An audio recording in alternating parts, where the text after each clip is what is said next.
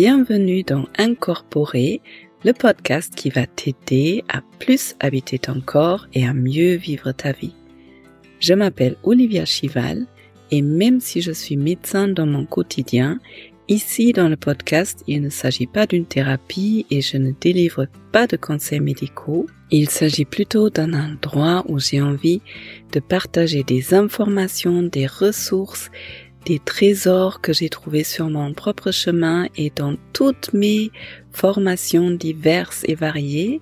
J'ai envie de partager, en fait, tout a commencé, je ne sais pas si je l'ai déjà raconté, tout a commencé avec le fait que j'avais envie que les personnes que j'accompagne au cabinet, j'avais envie qu'ils fassent certaines méditations guidées, que j'avais du mal à trouver en français et à un moment donné j'en avais marre et je me suis dit je vais les faire moi-même en français. En fait tout a commencé comme ça et j'ai aussi envie de vous amener un peu dans mes propres réflexions avec le souhait et l'espoir que ça t'aide toi à voir plus clair dans certaines difficultés qu'on peut tous rencontrer dans notre quotidien. Cet épisode est un peu particulier parce que je ne suis pas du tout dans mon endroit habituel chez moi à la maison avec mon parapluie. Je suis en Grèce sur une petite île devant Athènes qui s'appelle Hydra et en fait je suis venue là pour un voyage hypnotique. Au moment où j'enregistre ce podcast, on est dimanche, le voyage hypnotique va commencer mardi.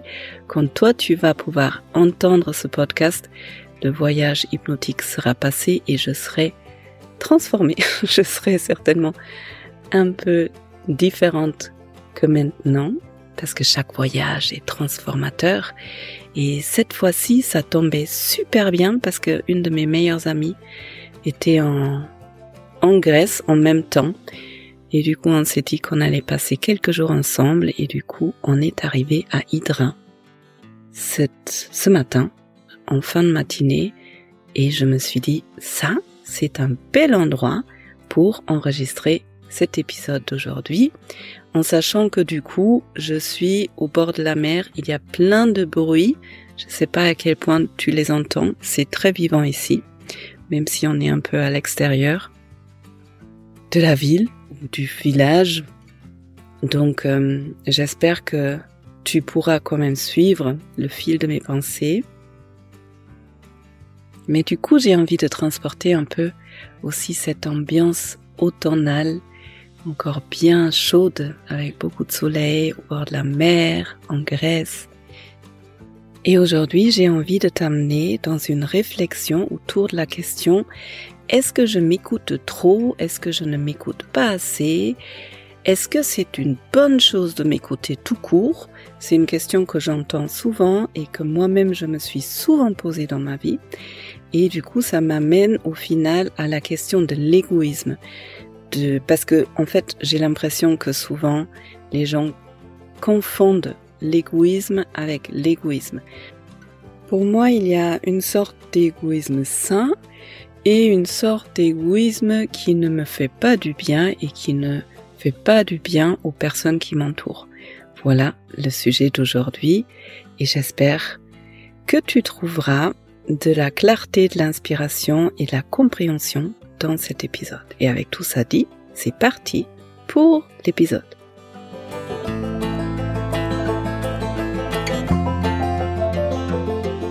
Alors, la question de base c'est: est-ce que c'est une bonne chose de m'écouter?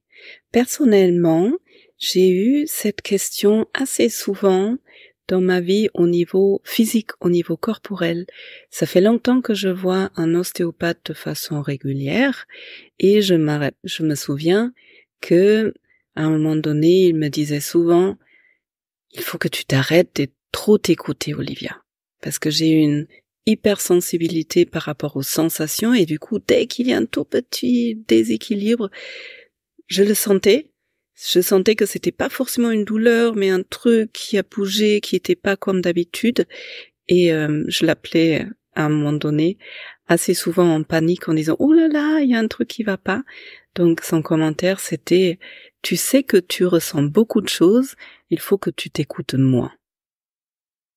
ce commentaire de mon ostéopathe, en l'occurrence, il m'a fait du bien parce qu'il m'a aidé au fur et à mesure à prendre un peu de recul et à mieux juger quels sont les ressentis où il faut que je m'écoute réellement, où il faut que je m'inquiète réellement plutôt, et quels sont les ressentis qui font partie du normal et juste ça va passer.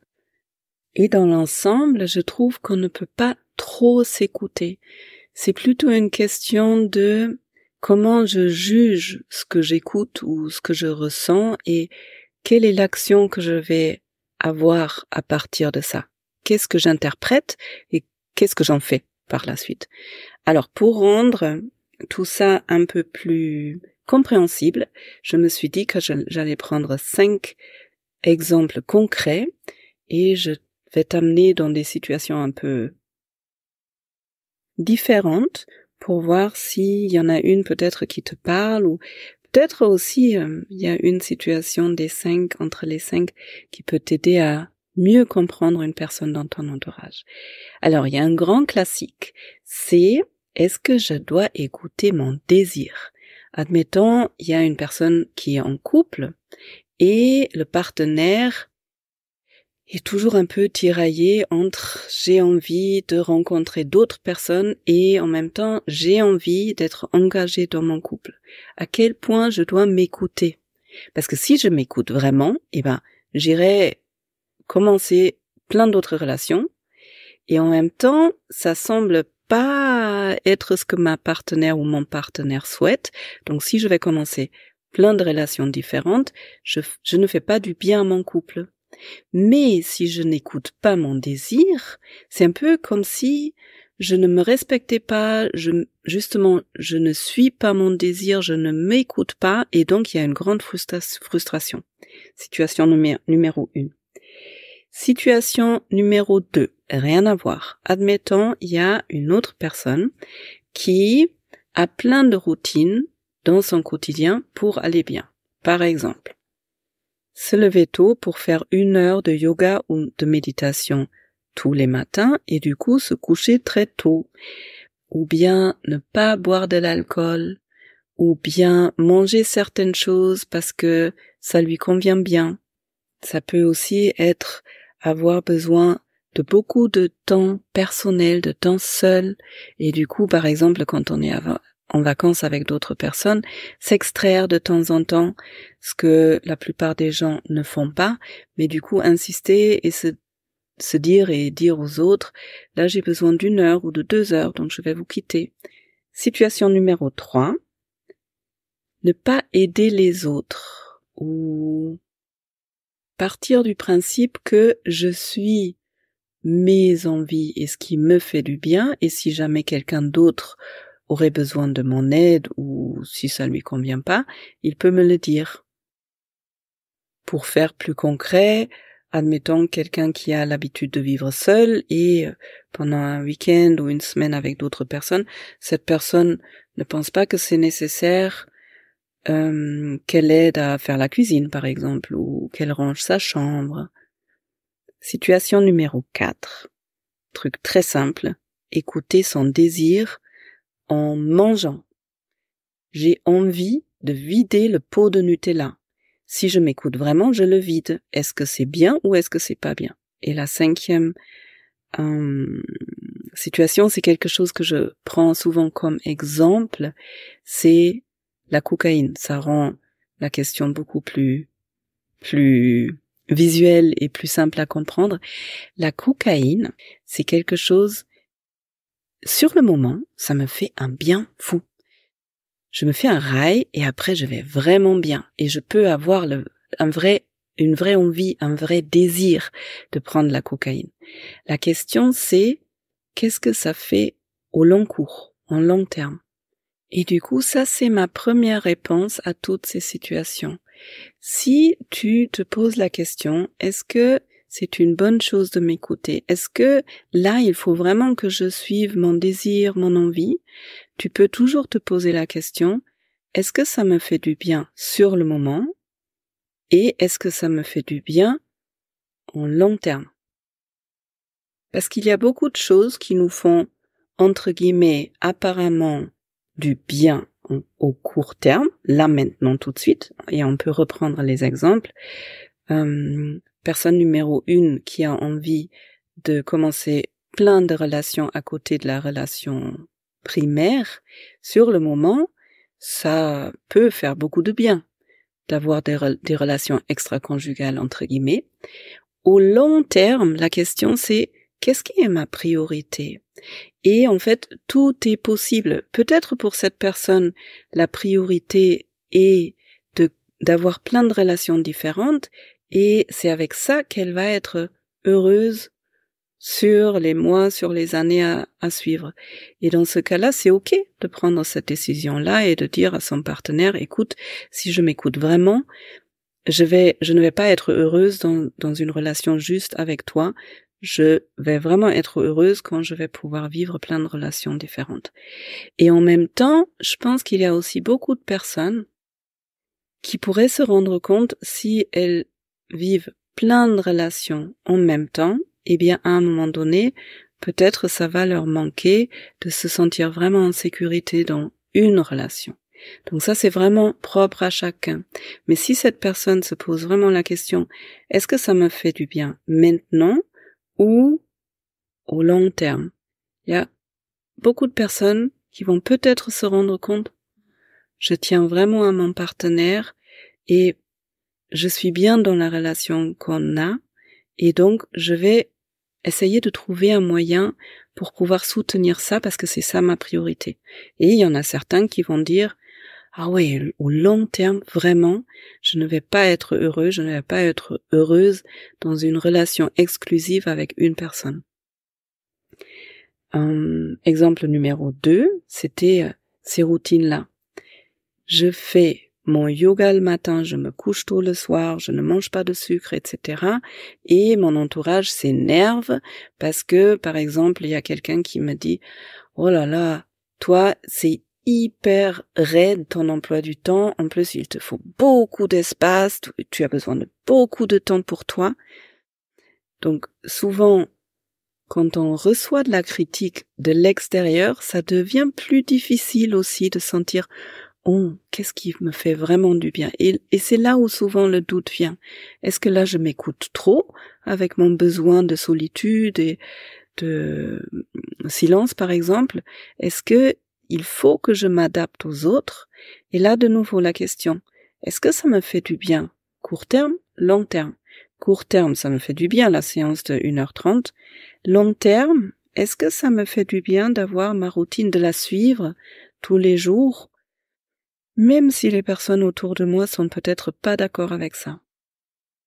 Troisième situation, ne pas aider les autres. Court terme, oh, ça me fait super du bien que les autres préparent tout et que moi, en fait, je range pas ma chambre et je fais seulement ce qui me plaît. Long terme, ça risque de mettre en conflit avec les autres. C'est un peu comme la situation d'avant. Et même avec la situation, c'est un peu comme la première situation. Quand il y a le conflit avec d'autres personnes, pour moi, le plus important, c'est la communication. D'exprimer à l'autre personne ou aux autres personnes, ça c'est mon besoin. J'entends que vous n'êtes pas d'accord avec ça. Quel est votre besoin? Et est-ce qu'on peut trouver ensemble un moyen de faire pour qu'on soit bien tous? Et là, soit je suis avec des personnes qui peuvent entendre, qui veulent comprendre et surtout qui ont envie de trouver un juste milieu pour tout le monde. Donc si je reviens sur l'exemple avec les routines par exemple, soit je suis avec des personnes qui peuvent entendre que c'est vraiment important pour moi d'avoir mon espace, etc. Et peut-être eux, ils peuvent m'exprimer leurs besoins et on peut trouver un juste milieu.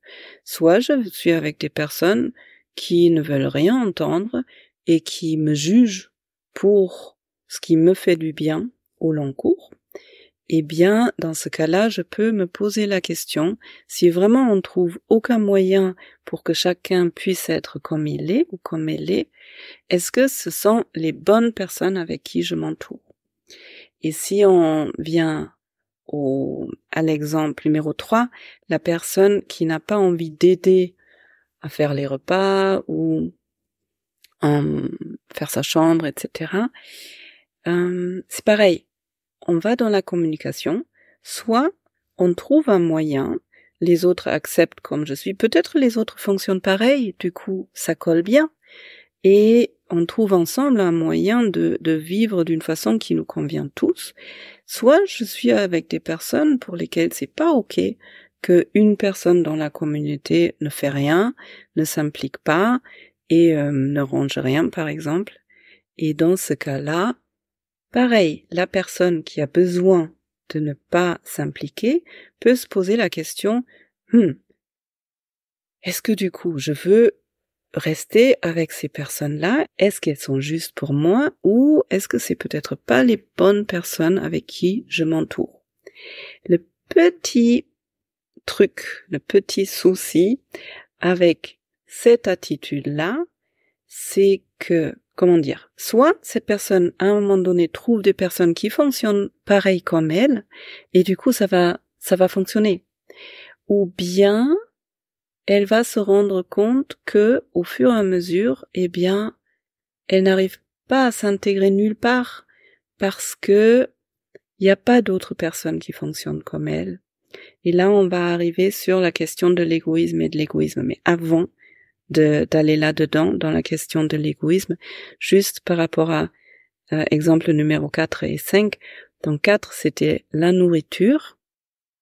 Est-ce que ça me fait du bien de vider le pot de Nutella? Court terme, oui. Long terme, et peut-être même moyen terme, mais moi personnellement, j'aurais des nausées assez rapidement. Long terme, peut-être pas super top pour ma santé. Donc voilà, la réponse elle est là, et c'est la même chose pour la cocaïne. Court terme, peut-être ça me fait beaucoup de bien. Long terme, pour la santé et tout ce qui s'ensuit, pas top. Voilà, donc la question, est-ce que ça me fait du bien, court terme, long terme, et voir ce qui en découle. Et maintenant, et un peu pour terminer ce thème, admettons, je recommence par le premier exemple. Admettons, je me rends compte que ma relation, elle est vraiment importante pour moi et non, au long terme, ça ne me fait pas du bien de commencer d'autres relations en même temps. Et du coup, il va falloir que je trouve un moyen pour me tempérer ou pour ne pas suivre mon envie, mon désir. Et ça peut amener beaucoup de frustration. Et moi, personnellement, je trouve que ce n'est pas la réponse de juste se dire, ok, au long terme, ça me fait pas du bien, donc je renonce, point, et je vais essayer de faire avec. Parce que cette frustration, et peut-être d'autres émotions qui sont derrière, la tristesse, le deuil, etc. Bon, le deuil, c'est encore un peu différent, mais disons, la frustration, elle a une origine. Donc, autrement dit, je ne pense pas que ce soit une bonne idée de juste prendre la décision, non, je renonce à toutes les autres relations et je continue à vivre avec ma frustration. Dans ce cas-là, s'il y a frustration, par exemple, c'est vraiment intéressant d'aller regarder qu'est-ce qui est en dessous de cette frustration. Autrement dit, de chercher avec un accompagnant, par exemple, dans une thérapie, où est-ce que ça a commencé? Où est-ce qu'il y a l'origine de ce désir et en même temps de cette frustration? Et en général, on va assez rapidement arriver quelque part dans l'enfance où il y avait une blessure et à partir du moment où on guérit cette blessure, eh bien, ça va être beaucoup plus simple de s'épanouir si c'est cette décision qui a été prise, on est d'accord, de s'épanouir dans une relation exclusive. Deuxième exemple, les routines. Admettons, je décide, oh oui, là j'ai vraiment besoin de beaucoup trop d'espace pour moi. Peut-être je me rends même moi je me rends compte ça ne me convient pas parce que du coup, je peux voir mes amis, j'exagère, mais 1 heure par mois, et sinon il faut vraiment que je sois enfermée dans mon propre espace, etc. Et il y a une souffrance avec ça, par exemple, eh bien, ce serait intéressant d'aller regarder derrière cette souffrance. D'où est-ce qu'elle vient, cette envie ou ce besoin d'être seul? Où est-ce que ce besoin de routine a eu son origine? Et là, si j'arrive à nourrir ce qui m'a manqué il y a longtemps, eh bien ça va probablement s'assouplir. La personne qui n'a pas envie d'aider les autres, tant qu'elle trouve des personnes avec qui ça fonctionne, bah super, il n'y a rien à regarder. Si jamais cette personne commence à se rendre compte, c'est étrange, je me sens jugée par tout le monde et je n'arrive pas à me mettre d'accord ou être sur les mêmes longueurs d'onde que quelqu'un d'autre, et ça crée une frustration ou une souffrance. Là, c'est intéressant de regarder qu'est-ce qui est derrière cette souffrance, et peut-être même qu'est-ce qui est à l'origine de ce besoin de toujours faire ce qui me convient sans prendre en considération les autres. Puis par rapport à la nourriture, bien évidemment, si je m'interdis de finir des pots de Nutella et je reste sur ma frustration, ça peut être super intéressant d'aller regarder qu'est-ce qui est derrière ces envies, peut-être ces compulsions de me remplir. Bon, là je vais dans une direction, il y a peut-être toute autre chose qui se passe chez cette personne, mais par exemple, il y a peut-être un vide, un manque en dessous. Et qu'est-ce qui a créé ça? À quel moment dans ma vie ça a commencé? Et comment je peux nourrir, traiter, transformer ce qui m'a manqué en tant qu'enfant, par exemple. Dernier exemple, c'est un peu la même chose avec la cocaïne. Si ça crée une souffrance, soit de me dire je continue à prendre la cocaïne et à un moment donné je ne vais pas bien, et ou de décider non, je n'ai pas envie d'aller dans la cocaïne. Qu'est-ce qui est à l'origine de cette addiction, si c'est une addiction? Parce que, en fait, ces envies-là, ce sont pour moi uniquement des symptômes. Particulièrement les addictions. Les addictions, pour moi, c'est en fait juste la superficie. Et ce qui est intéressant, beaucoup plus intéressant, c'est pas comment je gère l'addiction, mais c'est comment je gère tout l'iceberg qui est en dessous, qui a amené à cette petite pointe qu'on voit, qui s'appelle addiction. Et donc, au final, il y a 2 sortes d'égoïsme. Égoïsme parce que c'est est-ce que je suis mon désir, mon besoin, est-ce que je m'écoute, c'est une forme, on pourrait dire égoïsme, et en même temps qui est basé sur une vraie bienveillance envers moi-même, qui est basée sur l'amour. Je m'écoute avec bienveillance, et si je me nourris, si je nourris mes propres besoins, tout le monde autour de moi va en profiter. Parce que je m'écoute, je suis heureux, je suis remplie d'amour, si on veut dire ça comme ça, et je fais profiter les autres. Tout simplement parce que moi je suis remplie d'énergie et ça déborde, donc tout le monde en profite.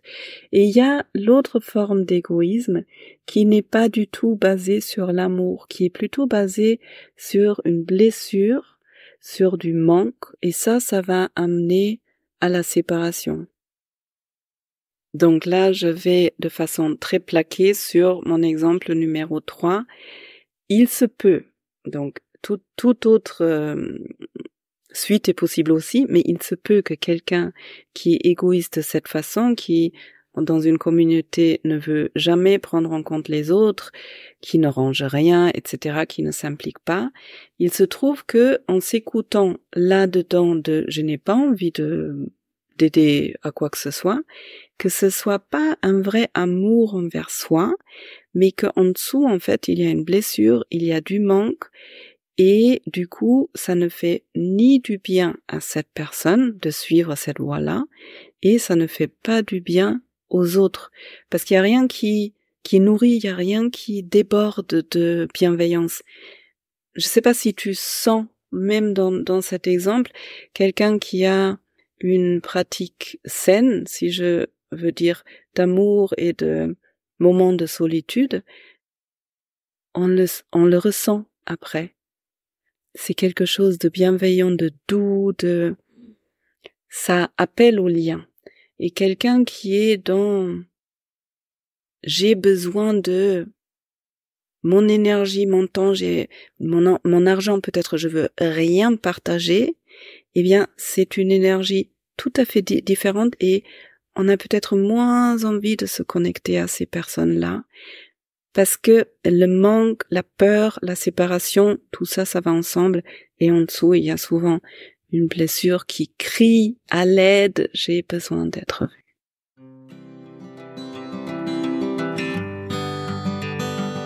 Wow! Bienvenue suite à cet épisode. J'espère que c'était assez clair, c'était très confus dans ma tête avant, mais ça me semblait intéressant et important de te le partager. Donc j'espère que tu as pu suivre mes cheminements dans mon cerveau et que ça t'a apporté de la clarté, peut-être par rapport à toi, peut-être par rapport à quelqu'un dans ton entourage. Dans tous les cas, si mon travail, si cet épisode t'a plu, tu peux le partager et tu es toujours invité, si tu l'as pas peut-être déjà fait, d'abonner ce podcast, de m'envoyer un avis 5 étoiles et ou un commentaire parce que ça permet au podcast d'être plus facilement trouvé par d'autres personnes. Et pourquoi je fais tout ça? C'est pour rendre certaines choses qui sont complexes plus simples, plus compréhensibles, pour faciliter la vie de plus de personnes possible. Et quoi d'autre? Il y a la lettre d'Olivia qui sort tous les premiers du mois, à laquelle tu peux t'inscrire, le lien est en dessous de cette vidéo. Et dans la lettre d'Olivia et aussi sur Instagram par exemple, je partage d'autres inspirations et maintenant je te souhaite d'aller bien, je t'envoie plein d'ondes positives, du soleil et de la bienveillance et la douceur pour toi-même, de la graisse et je te dis à bientôt, prends bien soin de toi.